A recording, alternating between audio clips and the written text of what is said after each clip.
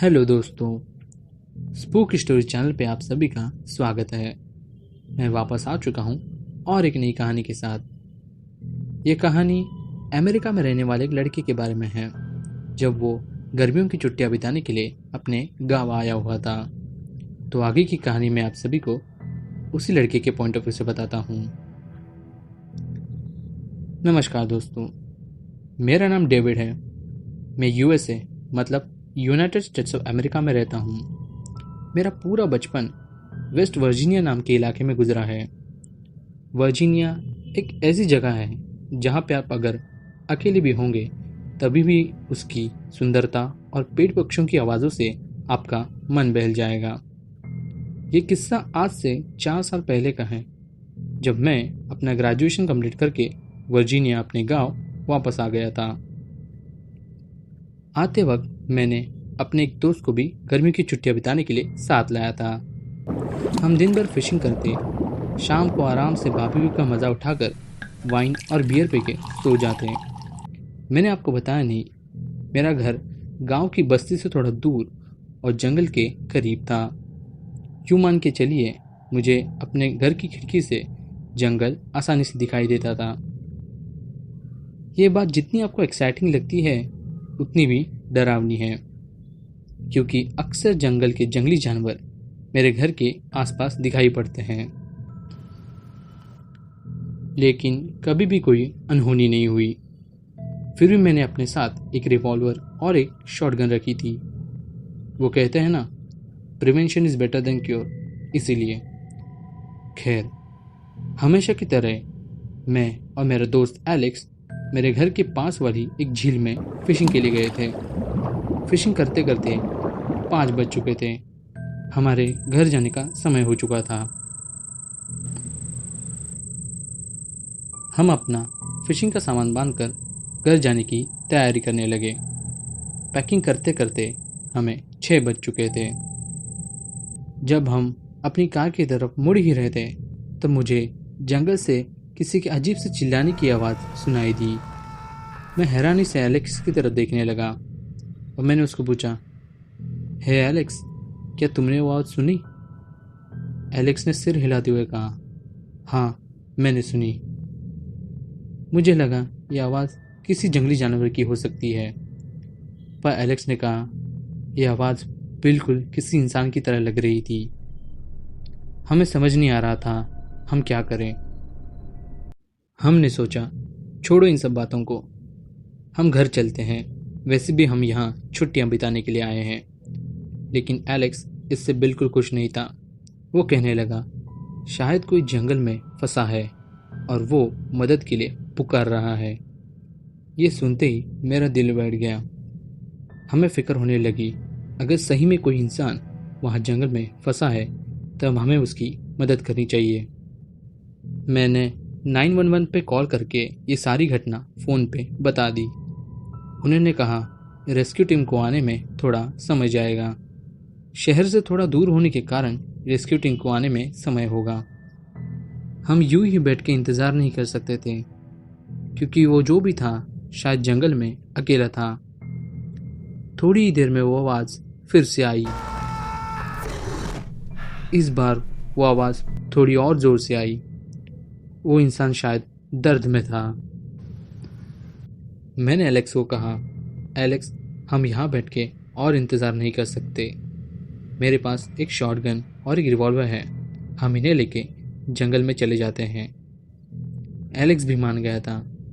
अब हम जंगल की तरफ निकल पड़े थे। मैंने रिवॉल्वर अपने पास रखी और शॉटगन एलेक्स को दे दी। अब हम चलते चलते जंगल के अंदर आ चुके थे। आवाज़ उत्तर दिशा से आई थी, इसीलिए हम उसी दिशा में आगे बढ़ने लगे। हम बीच बीच में उस इंसान को आवाज़ दे रहे थे, हे, तुम कहाँ हो? हमें आवाज़ दो। बहुत देर तक आवाज़ देने के बाद भी कोई फ़ायदा नहीं हुआ। हमें लगा वो इंसान शायद बेहोश हुआ होगा, इसीलिए वो आवाज़ नहीं दे रहा है। रात बहुत हो चुकी थी, चारों तरफ घोर अंधेरा था। मैं अपने फ्लैशलाइट से अपने चारों ओर चेक कर ही रहा था, तभी मुझे वो डरावनी आवाज़ सुनाई दी। मैं और एलेक्स दोनों बहुत डर गए थे। अभी तक हमें किसी इंसान की आवाज़ आ रही थी, लेकिन अभी अचानक से ये ऐसी आवाज़, ये आवाज़ मानो किसी भेड़ी की आवाज़ की तरह लग रही थी। हम घबराहट में अपने चारों ओर फ्लैशलाइट से चेक करने लगे। तभी मेरा ध्यान एक पेड़ के पीछे गया। पेड़ के पीछे मानो कोई हलचल सी दिखाई दे रही थी। पेड़ के पीछे मानो कोई छुपा हुआ था। मैंने आवाज़ दी, हे, कौन है वहाँ पे? कौन हो तुम? सामने आओ।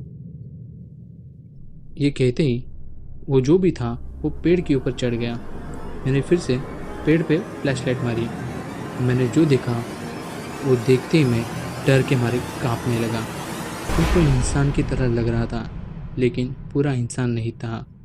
उसके पैर भेड़ी की तरह थे और हाथ इंसान की तरह, पर नाखून मानो किसी भालू की तरह, और उसका चेहरा मानो किसी भेड़ी की तरह था। उसके दांत बहुत बड़े और नुकीले थे, बिल्कुल एक भेड़ी की तरह। मैं और एलेक्स घबराहट में पेड़ की तरफ फायर करने लगे। तभी अचानक से वो पेड़ के ऊपर से जो भी चीफ था वो कूद के हमारे सामने आ गया था। मैंने एलेक्स की तरफ देखा और कहा, एलेक्स, भागो। हम बहुत तेज़ी से दौड़कर जंगल के बाहर आने लगे। रात बहुत हो गई थी, चारों ओर बिल्कुल अंधेरा था।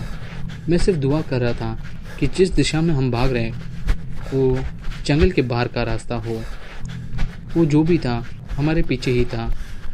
हम जान हथेली पे लेके दौड़ रहे थे। थोड़ी देर में मुझे पुलिस की गाड़ियों की लाइट्स दिखाई दी।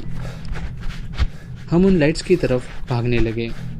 वो एक रेस्क्यू टीम थी जो मैंने कॉल करके बुलाई थी। पुलिस ऑफिसर्स के पास जाते ही मैंने उनको सारी घटना बता दी। उन्होंने हमें जंगल में अकेले जाने के लिए बहुत डांटा।